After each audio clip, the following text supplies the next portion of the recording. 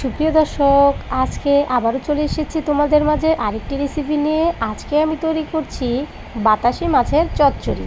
চলো তাহলে তৈরি করে ফেলি বাতাসি মাছের চচ্চড়ি। এখানে আমি কিছু বাতাসি মাছ নিয়ে নিয়েছি। এখন আমি ভালোভাবে কেটে ধুয়ে পরিষ্কার করে নেব। অপরদিকে চুলায় একটি কড়াই বসিয়ে দিয়েছি, তাতে দিয়ে দিব আধা কাপ পরিমাণ তেল। তেলটা যখন গরম হয়ে যাবে দিয়ে দিব দুটো পেঁয়াজ কুচি। পেঁয়াজ দিয়ে দেওয়ার পর হালকা একটু ভেজে নিয়ে দিয়ে দিব আদা বাটা, রসুন বাটা, জিরে বাটা।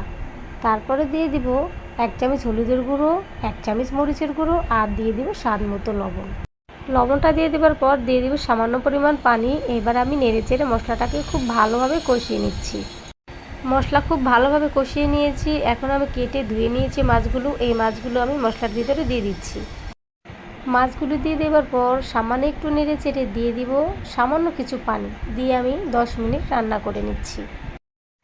10 মিনিট পর ফিরে আসলাম। রান্নাটা আমাদের হয়ে গিয়েছে। এখন আমি নামিয়ে পরিবেশন করে নিচ্ছি। তো তৈরি হয়ে গেল আমাদের মজাদার বাতাসি মাছের চচ্চড়ি। তোমরাও গরম ভাতের সঙ্গে একবার ট্রাই করতে পারো। ভিডিওটি ভালো লাগলে লাইক, কমেন্ট, শেয়ার করবে।